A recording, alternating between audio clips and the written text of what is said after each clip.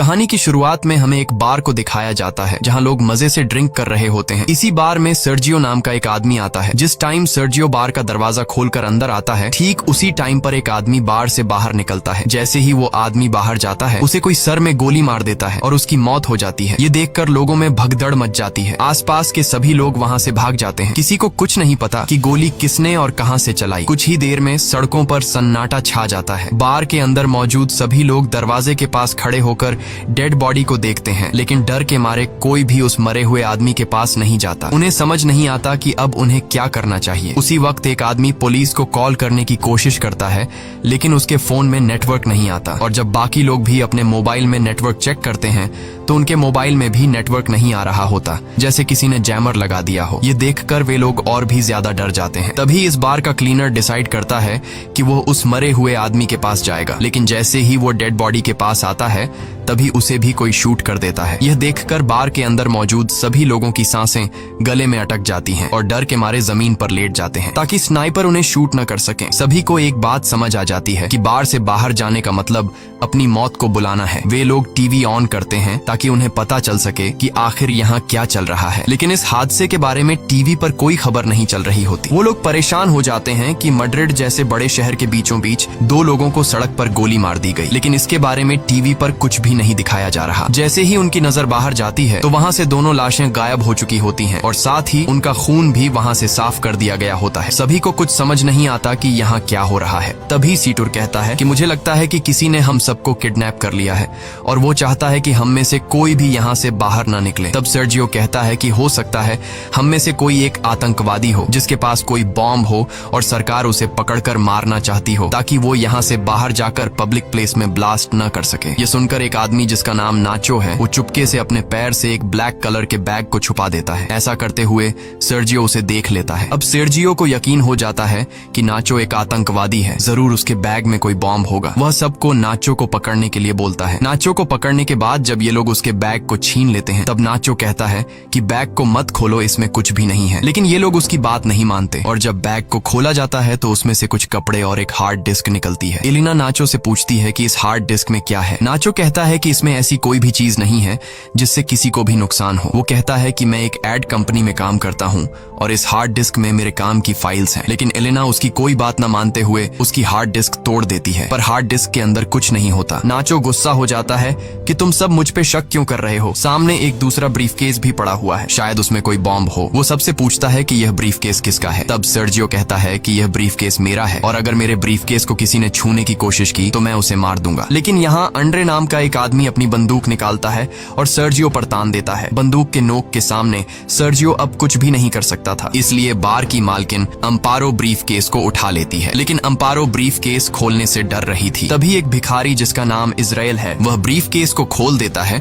और ब्रीफकेस के अंदर से सारा लेडीज का सामान बाहर निकलता है। सर्जियो कहता है कि मुझे यह सब बेचना पड़ता है और लोगों को मेरे इस काम के बारे में बताने में मुझे शर्म आती है। इससे पहले कि कोई कुछ समझ पाता, उसी वक्त उन्हें बाथरूम से एक अजीब सी आवाज आती है। जब ये लोग वॉशरूम का दरवाजा खोलने की कोशिश करते हैं तो दरवाजा अंदर से लॉक होता है। ये लोग किसी तरह दरवाजा खोलकर बाथरूम में जाते हैं और देखते हैं कि वहाँ पर एक मोटा आदमी पड़ा हुआ है जो कि बेहोश है। दरअसल कहानी की शुरुआत में ये आदमी खांसते खांसते इस वॉशरूम में आया था और तब से वो यहीं पर बेहोश पड़ा है। इस आदमी के पास एक इंजेक्शन भी पड़ा होता है। ये लोग इससे एक नशेड़ी समझकर वहीं पर छोड़ देते हैं। तभी इन लोगों को बाहर से गाड़ियों की आवाज आती है। जैसे ही ये लोग बाहर के गेट के पास जाते हैं तो ये देखते हैं कि बाहर बहुत सारे आर्मी ऑफिसर्स आए हैं जिनके चेहरों पर मास्क लगा हुआ है। आर्मी सोल्जर्स को देखकर ये लोग बहुत खुश हो जाते हैं और मदद के लिए पुकारने लगते हैं। ये सोल्जर्स वहाँ पर बहुत सारे टायर्स का ढेर बनाते हैं और उन टायर्स को जलाकर वहाँ से चले जाते हैं। हालांकि सभी को लग रहा था कि ये हमारी मदद करने आए हैं, लेकिन वो इनकी मदद नहीं करते और वहाँ से चले जाते हैं। कुछ देर बाद टीवी पर न्यूज दिखाई जाती है कि सिटी के एक बहुत बड़े हिस्से में आग लग गई है, इसीलिए उस जगह को सील कर दिया गया है और उस जगह पर अब कोई भी नहीं जा सकता। बार में फंसे लोगों को कुछ समझ नहीं आता कि सरकार झूठ क्यों बोल रही है। ये आग सरकार ने खुद लगाई है, उन्होंने हमें देख भी लिया फिर भी हमें नहीं ले जा रहे। तभी वो आदमी जो बाथरूम के अंदर बेहोश था, वो अचानक सबके सामने आ जाता है। उसकी पूरी बॉडी बुरी तरह से फूल गई होती है, साथ ही उसकी आंखें भी सफेद लाइट की तरह चमक रही होती हैं। वो आदमी कहता है कि मेरे पास मत आना और मुझे छूने की कोशिश बिल्कुल भी मत करना। ये कहकर वो आदमी गिरकर मर जाता है और उसके हाथ से मोबाइल भी छूट कर गिर जाता है। जाता है। तभी इजराइल मुस्कुराते हुए इस मरे हुए आदमी की आंखों पर कॉइन्स रख देता है और कहता है कि हम सब मरने वाले हैं। दूसरी तरफ ये लोग उस मरे हुए आदमी का मोबाइल फोन उठा लेते हैं और देखते हैं कि ये आदमी तो एक आर्मी ऑफिसर था। इस आर्मी ऑफिसर के फोन में कुछ फोटोज होती हैं जिनमें लोगों ने वायरस से बचने वाले सूट पहने होते हैं। ये देखकर नाचो समझ जाता है कि ये जो आदमी मरा है ये इन्फेक्टेड था और इन्फेक्शन से इसकी जान चली गई है और हो सकता है कि शायद अब यहाँ और भी लोग इन्फेक्टेड हो गए हों और सरकार हमें इसलिए यहाँ से बाहर जाने नहीं दे रही ताकि हमारी वजह से बाहर की दुनिया में इन्फेक्शन न फैल सके। इसलिए गवर्नमेंट ने इस जगह को सील कर दिया है और सरकार हमें किसी भी कीमत पर यहाँ से बाहर जाने नहीं देगी। उनकी नजर अभी भी हम पर है और अगर कोई भी यहाँ से बाहर जाएगा तो वो लोग उसे मार गिराएंगे, इसलिए हमें अंदर से ही मदद बुलानी पड़ेगी। तब नाचो इस आदमी के मोबाइल फोन से सिग्नल लाने की कोशिश करता है और वो एक टेबल पर चढ़कर सिग्नल लाने के लिए फोन को ऊपर करता है तो उसके मोबाइल में नेटवर्क आ जाता है। वो ये बात सबको बताता है कि मोबाइल में नेटवर्क आ चुका है। नाचो अपने एक दोस्त को कॉल करता है। नाचो का दोस्त नाचो से कहता है कि तुम जल्दी से किसी भी मीडिया वाले को कॉल करके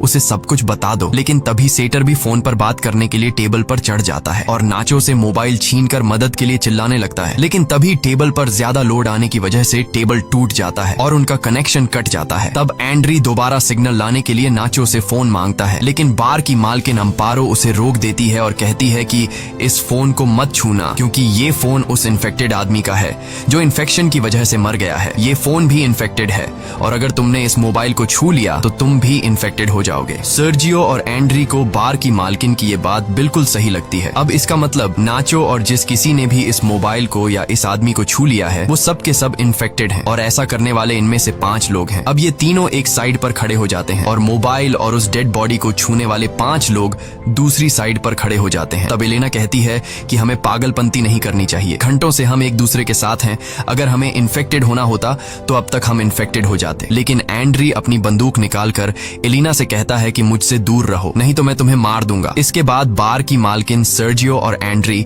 सभी को अपनी बंदूक से धमकाता है और कहता है कि तुम सब नीचे बंकर में चले जाओ और हम तीनों को यहीं पर छोड़ दो ताकि तुम्हारी वजह से हम लोग इन्फेक्टेड न हो जाएं और अपने साथ इस इन्फेक्टेड डेड बॉडी को भी नीचे बंकर में ले जाओ। ये पांचों ऐसा करने से इनकार कर देते हैं, लेकिन तभी एंड्री गोली चलाता है जिसके बाद इन लोगों को मजबूरन उनकी बात माननी पड़ती है और ये सभी पांचों लोग डेड बॉडी को लेकर नीचे बंकर में चले जाते हैं और उनके पीछे बंकर का दरवाजा ऊपर से बंद कर दिया जाता है। अब ऊपर बस 3 लोग बचे हुए हैं। नीचे बंकर में मौजूद 5 लोग बहुत ज्यादा परेशान होते हैं। तभी ट्रिनी नाम की एक औरत की तबीयत अचानक बहुत ज्यादा खराब हो जाती है। वो सीढ़ियों पर चढ़कर बाहर के 3 लोगों को चिल्ला चिल्ला कर दरवाजा खोलने के लिए कहती है, लेकिन कोई उसकी बात नहीं सुनता। सीढ़ियों पर खड़ी होकर दरवाजे को मारने के दौरान ट्रिनी का बैलेंस बिगड़ जाता है और वो नीचे गिर जाती है, लेकिन गिरते दौरान उसका पैर वहाँ पास रखे बॉटल्स के क्रेट्स पर लग जाता है जिससे वो बॉटल्स भी नीचे गिरकर टूट जाते हैं। बॉटल्स के अंदर मौजूद पानी एक साइड पर बहने लगता है जिससे इन 5 को अंदाजा हो जाता है कि जरूर यहाँ से नीचे बाहर जाने का कोई रास्ता है। जब ये लोग वहाँ पर पड़े गट्टों को हटाते हैं तो नीचे उन्हें एक ड्रेनेज नजर आता है। इसका मतलब ये लोग वहाँ से पानी के रास्ते से होते हुए वहाँ से बाहर निकल सकते हैं। अब ये लोग सोचते हैं कि यहाँ से बाहर जाएगा कौन। तभी इजराइल ड्रेनेज के जाली को हटा देता है और वो ड्रेनेज के अंदर से होकर यहाँ से बाहर निकलने का फैसला करता है, लेकिन इस ड्रेनेज का रास्ता बहुत तंग था, इसलिए इजराइल अपनी पूरी बॉडी पर ऑयल लगाता है और इस ड्रेनेज से नीचे जाने की कोशिश करता है, लेकिन ड्रेनेज का छेद बहुत ही छोटा था जिससे वो नीचे नहीं जा पा रहा था और इजराइल छेद में फंस जाता है। तभी अचानक इन लोगों को गोलियों के चलने की आवाज आती है और उन्हें ऊपर मौजूद 3 लोगों की चिल्लाने की आवाजें आती हैं। आवाजें सुनकर ये लोग बहुत ज्यादा घबरा जाते हैं। फिर उन्हें ऊपर बार में धुआं दिखाई देता है जिसे देखकर ये लोग समझ जाते हैं कि ऊपर जो 3 लोग थे उन्हें किसी ने मारकर पूरे बार को आग लगा दी है। तब ट्रिनी ऊपर लोगों की स्थिति देखने के लिए ऊपर जाकर बंकर के दरवाजे को खोलने की कोशिश करती है, लेकिन बंकर का दरवाजा बहुत ज्यादा गर्म होता है, इसलिए ट्रिनी के छूते ही उसके हाथ जल जाते हैं और वो चिल्ला पड़ती है, जिसके बाद ये लोग ट्रिनी के हाथों पर पट्टी कर देते हैं जिससे ट्रिनी को थोड़ा सुकून मिल जाता है। वहीं दूसरी तरफ इजराइल अभी भी बुरी तरह से ड्रेनेज में फंसा हुआ होता है। अब वो लोग सब एक साथ मिलकर इजराइल को ड्रेनेज से बाहर निकालते हैं। इसके बाद ये लोग नीचे बैठकर चुपचाप इंतजार करते हैं जब तक ऊपर का मामला शांत न हो जाए। कुछ घंटों बाद आग पूरी तरह से बुझ जाती है और वो लोग ऊपर बार में आने का फैसला करते हैं। ऊपर बार में आने के बाद वो देखते हैं कि बार पूरी तरह से जलकर राख हो चुका है। तभी ये लोग देखते हैं कि कुछ लोग बाहर से इस जगह को बुरी तरह से सील कर रहे हैं। यहाँ एलेना कहती है कि मैं मदद मांगने जा रही हूँ, लेकिन नाचो उसे ऐसा करने से मना कर देता है। वो कहता है कि अगर उन लोगों ने तुम्हें देखा तो वो तुम्हें मार देंगे, इसलिए हमारा फायदा इसमें है कि हम लोग यहाँ पर कुछ दिनों के लिए छिपे रहें और जब ये सारा मामला शांत हो जाए तब हम लोग एक एक करके चुपचाप यहाँ से निकल जाएंगे। नाचो की ये बात सबको सही लगती लगती है। ये लोग बड़ी खामोशी से चुपचाप सब कुछ देखते रहते हैं, क्योंकि अगर किसी को भी पता लग गया कि अंदर अभी भी 5 लोग जिंदा हैं तो इन सबको भी मार दिया जाएगा। तभी यहाँ मोबाइल बजना शुरू हो जाता है। लेकिन अच्छी बात ये थी कि बाहर जो लोग उस जगह को सील कर रहे थे वो लोग वहाँ से जा चुके थे, और जिस मोबाइल पर मैसेजेस आ रहे थे वो उस इन्फेक्टेड आदमी का था जो एक आर्मी ऑफिसर था। एलिना उसका फोन उठा लेती है और उसकी व्हाट्सएप चैट्स पढ़ना शुरू कर देती है, जिसमें एक आदमी उस आर्मी ऑफिसर से पूछता है कि क्या वैक्सीन लेने से तुम्हारी तबीयत ठीक हो गई है। उस आदमी ने जवाब दिया, नहीं, मेरी तबीयत बहुत खराब है और मैं किसी बार के वॉशरूम में छिपा हुआ हूँ, तुम मेरे पास आने की कोशिश मत करना। अब एलेना उसकी पुरानी चैट्स पढ़ती है, जिसमें उस मरे हुए आदमी ने लिखा होता है कि मेरे पास अभी 4 और इंजेक्शन बचे हैं। ये लोग समझ जाते हैं कि उसके पास जो इंजेक्शन है वही इस वायरस की वैक्सीन है। ये पढ़कर सब लोग खुश हो जाते हैं कि ये वैक्सीन काम कर सकती है, लेकिन फिर भी उनके मन में एक डाउट आता है कि अगर उस आदमी ने वैक्सीन ली थी तो उसकी मौत कैसे हो गई। तब ये लोग उस आदमी की ओर पुरानी चैट्स पढ़ने लगते हैं और उन्हें पता लगता है कि वो आदमी कई दिन पहले से बीमार था, इसलिए वैक्सीन इंजेक्शन ने उस पर असर नहीं दिखाया और वो मारा गया। इसके बाद अचानक उस फोन पर किसी का कॉल आता है, पर उससे पहले कि नाचो उसे उठा पाता, मोबाइल की बैटरी डेड हो जाती है। अब ये लोग किसी न किसी तरह से मोबाइल को चार्ज करने की कोशिश करते हैं। नाचो को वहाँ गन मिल जाती है जिसे वो चुपचाप उठा लेता है। वहीं एलेना कहती है कि उस आदमी ने चैट्स में ये लिखा था कि मेरे पास 4 और बची है, तो क्यों ना हम उन 4 वैक्सीन को ढूंढें। जिसके बाद ये लोग वापस नीचे बंकर में आते हैं और उस डेड बॉडी की चेकिंग करने लग जाते हैं, लेकिन उन्हें वहाँ पर कोई वैक्सीन नहीं मिलती। तभी उन्हें याद आता है कि ये आदमी सबसे पहले वॉशरूम गया था। जब ये लोग वॉशरूम पहुंचते हैं तो वहाँ पहले से इजराइल वैक्सीन को हाथ में लेकर बैठा था। नाचो और बाकी सब इजराइल को बहकाने की कोशिश करते हैं और कहते हैं कि वैक्सीन हमें दे दो, पर इजराइल कहता है कि तुम लोग 5 हो और वैक्सीन 4। अगर मैंने तुम लोगों को वैक्सीन दे दी तो तुम लोग मुझे मेरे हिस्से का एक वैक्सीन नहीं दोगे, क्योंकि मैं एक भिखारी हूँ और तुम लोगों को मेरी जिंदगी की कोई अहमियत नहीं है। इसलिए इजराइल सबसे पहले एक इंजेक्शन निकालकर अपने आप को इंजेक्ट करने लगता है। तभी नाचो उस पर अपनी बंदूक तान देता है, लेकिन इजराइल फिर भी वैक्सीन अपने शरीर में इंजेक्ट कर लेता है, जिसके बाद नाचो और इजराइल के बीच हाथापाई शुरू हो जाती है। इजराइल नाचो पर हावी हो जाता है और उसकी गन को छीन लेता है। इसी हाथापाई के दौरान वैक्सीन इजराइल के हाथ से छूटकर नीचे बंकर में गिर जाती है। ट्रिनी जल्दी से बंकर में जाकर वैक्सीन को उठा लेती है। वैक्सीन को हाथों में लेकर वो बहुत खुश होती है, लेकिन उसके हाथ पर पटिया होने की वजह से वह वैक्सीन को सही से पकड़ नहीं पाती और तभी उसके हाथ से वैक्सीन छूट जाती है और नीचे नाले में गिर जाती है। अब ये लोग दोबारा परेशान हो जाते हैं और सोचते हैं कि हम में से किसी न किसी को तो नीचे जाना पड़ेगा। इन सब में से एलेना सबसे पतली होती है, इसलिए ये लोग उससे पूछते हैं कि क्या तुम अंदर जाकर उन वैक्सीन को ला सकती हो। पहले तो एलेना मना कर देती है, लेकिन फिर बाद में वह मान जाती है। जिसके बाद एलेना की बॉडी पर ऑयल लगाया जाता है और उसे उस छोटे से छेद के अंदर जबरदस्ती धकेलने लगते हैं। बड़ी ही मशक्कत के बाद वो नीचे नाले में गिर जाती है। काफी देर तक नाले के पानी में ढूंढने के बाद आखिरकार एलेना को वैक्सीन मिल जाती है और वह पानी से बाहर आ जाती है। तभी नाचो एलेना की तरफ नीचे एक तार फेंकता है और नाचो उससे कहता है कि तुम वैक्सीन को इस तार से बांध लो और फिर मैं इन वैक्सीन को ऊपर ले आऊंगा। लेकिन एलेना साफ साफ मना कर देती है, क्योंकि वो जानती है ऊपर 3 लोग हैं और वैक्सीन भी सिर्फ 3 ही बची है। वह कहती है कि अगर मैंने तुम लोगों को वैक्सीन दे दी तो तुम लोग वैक्सीन का इस्तेमाल कर लोगे और मुझे बिना वैक्सीन के यहीं पर छोड़ दोगे। एलेना सबसे कहती है कि अगर तुम्हें वैक्सीन चाहिए तो तुम लोगों को नीचे आना पड़ेगा। मैं अभी इस वैक्सीन का इस्तेमाल नहीं करूंगी और अपने पास संभाल कर रखूंगी। जब तुम सब नीचे आ जाओगे तब हम बैठकर फैसला करेंगे। अब ऊपर मौजूद लोगों के पास और कोई दूसरा रास्ता तो था नहीं, इसलिए ये लोग उस छेद का रास्ता बड़ा करने के लिए उसे तोड़ने लग जाते हैं। जब ये लोग छेद को तोड़ने में लगे होते हैं तब एलिना बाहर का रास्ता ढूंढना शुरू कर देती है। थोड़ी दूर जाने के बाद उसे एक जगह पर रोशनी दिखाई देती है। सबसे पहले वह इंजेक्शंस को वहां पर बने एक गड्ढे में छुपा देती है। उसके बाद वह सीढ़ियों से ऊपर जाकर देखती है कि बाहर बहुत सारी पुलिस फोर्स है जिन्होंने पूरे एरिया को कवर कर रखा है और वो लोग बार में मरे उनके 3 साथियों को जला रहे हैं। तब हम देखते हैं कि बाकी के 4 लोग जो ऊपर बंकर में थे उन्होंने छेद का रास्ता बड़ा कर दिया है और वे भी अब किसी न किसी तरह से नीचे आ जाते हैं। नीचे आते ही इजराइल और नाचो के बीच एक बार फिर फाइट शुरू हो जाती है। नाचो इस बार इजराइल से गन छीनना चाहता था और इस बार नाचो उससे बंदूक छीन लेता है। तभी पानी के अंदर से गोली चलने की आवाज आती है और नाचो ऊपर आ जाता है। जब ये लोग देखते हैं कि नाचो तो ऊपर आ गया है पर इजराइल अभी तक बाहर नहीं आया तो वो समझ जाते हैं कि इजराइल मर चुका है और ये लोग आपस में एक दूसरे को कहने लगते हैं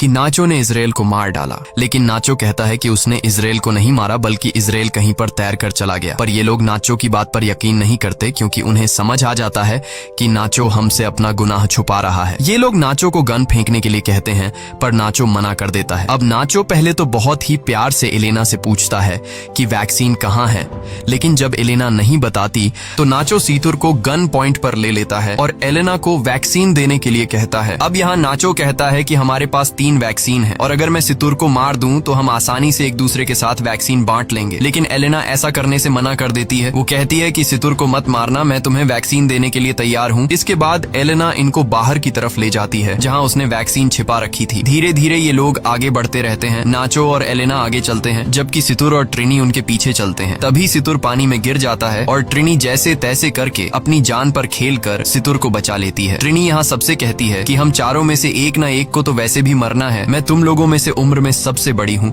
और मैं अपनी जिंदगी जी चुकी हूँ, इसलिए वो नाचो से कहती है कि तुम मुझे गोली मार दो ताकि तुम सब आसानी से एक दूसरे के साथ वैक्सीन बांट सको और तुम्हारी जान बच जाए। काफी देर तक सोचने के बाद नाचो ट्रिनी पर बंदूक तान देता है, लेकिन वो गोली नहीं चला पाता, जिसके बाद ट्रिनी नाचो से गन लेकर यहाँ से थोड़ी दूर जाकर अपने आप को गोली मार लेती है। अब सिर्फ 3 लोग बचे थे और उनके पास इंजेक्शन भी 3 ही थे, इसलिए सब एक एक इंजेक्शन ले लेते हैं। इसी बीच उन लोगों को उस जगह से आवाजें आने लगती हैं जहां पर ट्रिनी ने खुद को मार डाला था। ये लोग जब उस जगह पर जाते हैं तो देखते हैं कि ट्रिनी की आंखों पर किसी ने कॉइन्स रखे हैं और ये देखकर ये लोग समझ जाते हैं कि ये काम किसी और का नहीं बल्कि इजराइल का है, क्योंकि इजराइल ऐसा करता है। और तभी पीछे से इजराइल सितुर पर हमला करके उसे जान से मार देता है। इजराइल बहुत ज्यादा गुस्से में था और वह नाचो और एलेना की जान के पीछे पड़ जाता है। तभी नाचो और एलेना को सामने सीढ़ियां दिखाई देती हैं। ये दोनों तेजी से सीढ़ियों की तरफ भागते हैं और इजराइल से खुद को बचाने के लिए सीढ़ियों पर चढ़ने लगते हैं। पर तभी एलेना के पास जो इंजेक्शन होता है